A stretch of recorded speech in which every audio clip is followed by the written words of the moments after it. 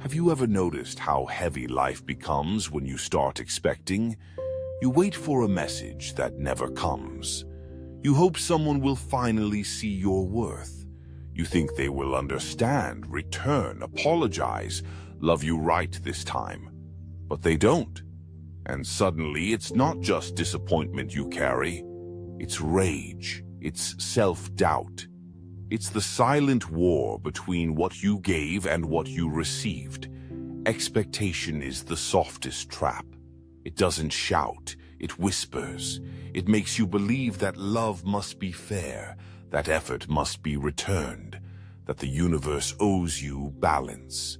But what if peace doesn't begin when you receive? What if peace begins when you stop needing to? Schopenhauer once wrote that to desire is to suffer. And nowhere is this clearer than in our expectations of others. You expect loyalty, and betrayal destroys you.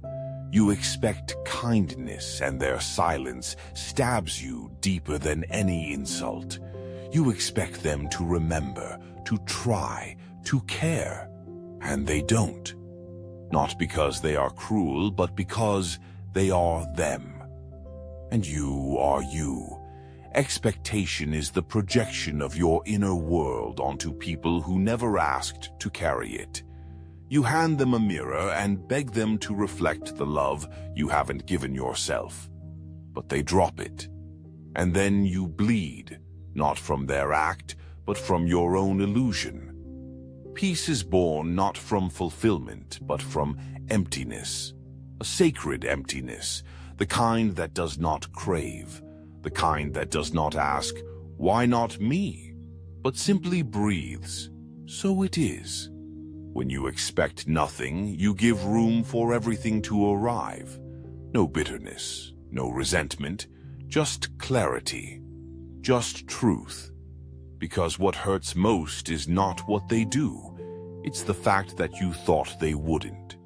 Let go of the idea that people will behave according to your wounds. Let go of the script you wrote for a play no one else agreed to perform.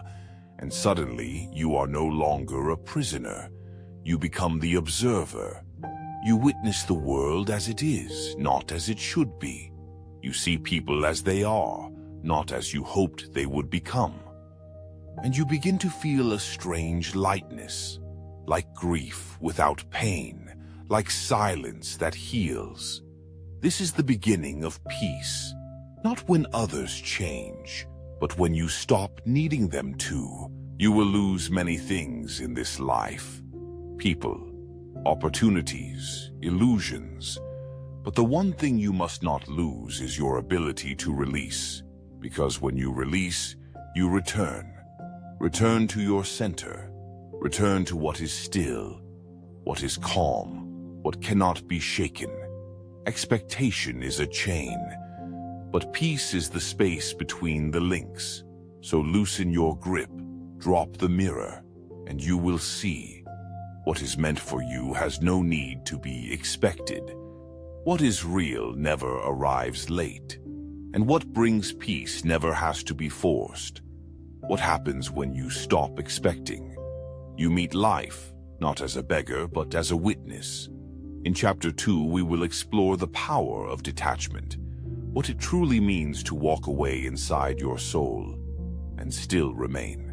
There is a kind of walking away that doesn't involve your feet. No packed bags, no slammed doors, just a quiet shift within, like a tide that decides it no longer wants to reach the shore. You're still there. You still answer, you still smile, but something in you no longer clings. This is detachment, the invisible boundary where peace begins and chaos is denied entry. What happens when you no longer chase what hurts you? You begin to heal from the inside out. Detachment is not indifference. It is not cold. It is not distance. It is clarity. It's knowing you can love someone and still let them go. It's knowing you can care deeply, but not let it consume your identity. Carl Jung spoke of individuation, the process of becoming who you truly are. And part of that process is unhooking your sense of self from the validation of others. You are not your relationships. You are not your disappointments. You are not the echo of someone else's silence. Detachment is the art of remaining whole in a broken world. It is choosing not to react, not because you are weak, but because you no longer need to prove your strength. You stop arguing to be heard. You stop clinging to be kept. You stop pleasing to be chosen. And slowly, your soul exhales. To detach is to return to yourself. Not the version that begged or performed, but the one who simply is. Think of a flame. The more you try to grasp it, the more it burns. But if you sit near it, still and open, it warms you.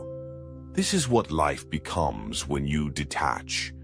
Not a thing to be gripped, but an energy to be witnessed. And the beauty?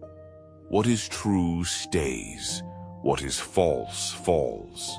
No effort, no force, only alignment. One day you'll realize the most powerful decision you ever made was to not respond, to not explain, to not chase, not out of pride, but peace. When you stop needing closure, you begin to live with openness. When you stop trying to fix what keeps breaking, you realize some things are meant to stay broken because they were never whole to begin with. You are not walking away from others. You are walking back to yourself. And in chapter 3, we will descend deeper into the shadows we run from, the parts of us we silence, the hidden weight that makes detachment feel like abandonment. But it isn't. It's the beginning of freedom. There are parts of you you've never met, because every time they rise, you silence them. The anger you swallowed, the fear you buried, the envy you judged, the grief you disguised as strength. They didn't disappear. They became shadows. And they live under your skin like echoes you've learned to ignore. But what if they're not the enemy? What if the parts of you you've banished are not barriers, but bridges? What if healing isn't about being pure, but being whole? Carl Jung called it the shadow, the denied self, the unwanted self, the part of you you pretend isn't there. But pretending doesn't erase, it represses. And what you repress, you project. You see your weakness in others and call it contempt. You see your fear in them and call it annoyance. You see your own chaos and label it toxic. But the truth is, what disturbs you most in others lives in you. To face your shadow is not to shame it. It's to meet it with the same softness you reserve for your dreams. You begin to ask, not, why am I like this? But what did I need back then? And the child within you answers, not with words but with trembling. With tears you didn't cry, with screams you silenced, with the ache of a heart that never got to be young. Integration is not perfection, it's honesty. The moment you stop editing your soul to make it lovable is the moment you become free. Not because others accept you, but because you've accepted the one who needed you the most, your forgotten self. You are not too much, you are just not yet home. To become whole, you must embrace the contradiction. You are light and you are shadow. You are strength and you are softness. You are the wound and you are the healer. You are not meant to choose one and exile the other. You are meant to sit with both without turning away. Because when you face your darkness, you no longer fear being abandoned. You no longer betray yourself to keep the peace. And in chapter 4, we'll enter the space where true transformation begins, not by adding more, but by shedding everything that isn't truly yours. This is the death before rebirth, and it's where your real life begins. There comes a moment when growth demands sacrifice, not the kind that's noble and praised, but the quiet surrender of identities you built just to survive. The roles you wore to be loved, the masks you put on to stay safe. You start to feel a heaviness in places that used to make you feel important. The praise doesn't land the same, the attention feels empty, and the version of you that once thrived now feels like a stranger. This is not depression. This is the death before rebirth, the unraveling of what is false to make space for what is real. Transformation doesn't begin with gaining something new. It begins with shedding what never belonged. Carl Jung believed the privilege of a lifetime is to become who you truly are. But to do that, you must die to who you were taught to be. The pleaser, the fixer, the strong one, the good one, the one who never asks for anything. You learned these roles like armor, and they protected you once. But now they imprison you. Because real growth is not an addition. It's a burning, a letting go, a becoming less, so you can finally be more. There will be moments when it feels like everything is falling apart. But what's truly happening is you're falling into alignment. You'll lose people. You'll lose comfort. You'll lose the false peace that came from keeping quiet. But what you gain is worth everything you bury. A voice that doesn't shake. A spine that doesn't bend. A heart that doesn't beg. And in the middle of this shedding, there is silence. Not the absence of sound, but the stillness of truth. You begin to notice you don't react the same. The triggers fade. The drama no longer hooks you.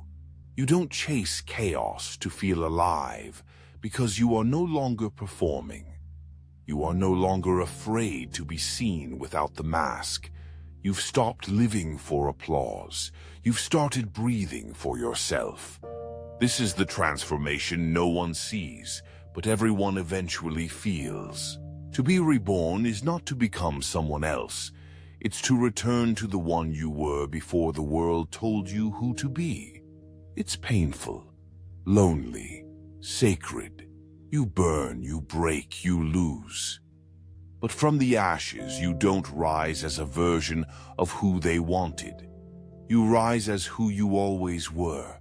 And in Chapter 5, we'll speak of arrival, what it means to come home, to yourself, your truth, your silence, not in the eyes of others, but in your own gaze.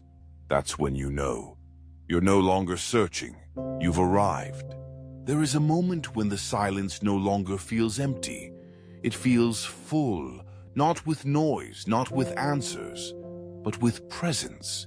You are no longer reaching, no longer scanning the room for approval, no longer haunted by echoes of, "Am I enough?" Because now you are with yourself, and that is no longer a punishment. It is peace.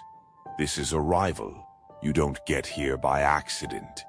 You crawl, you cry, you collapse, and then you surrender. Not because you gave up, but because you gave in to truth. The truth that nothing outside of you can ever fill the ache that was meant to bring you inward. You stop waiting to be chosen. You stop hoping to be rescued. You stop begging life to soften just so you can breathe. Because now you've learned how to breathe underwater. This is what home feels like. Not a place, but a state. A quiet certainty in your chest. A steady rhythm in your soul. A gaze that meets your own in the mirror and no longer looks away. You no longer perform. You express. You no longer manipulate. You allow. You no longer abandon. You stay. You stay with the discomfort. You stay with the truth. You stay with yourself. And in that staying, something softens. The world no longer feels like a battlefield. It becomes a mirror. And the reflection you feared, it becomes sacred. Because now you see the one who endured, the one who shattered, the one who rebuilt. You see someone worthy, not because they earned it, but because they remembered it. You are not here to convince anyone anymore. You are here to live. So this is it. The journey wasn't about becoming someone better. It was about unlearning everything that made you forget you were already whole. And now, you have arrived. Not at the end, but at the beginning of everything real.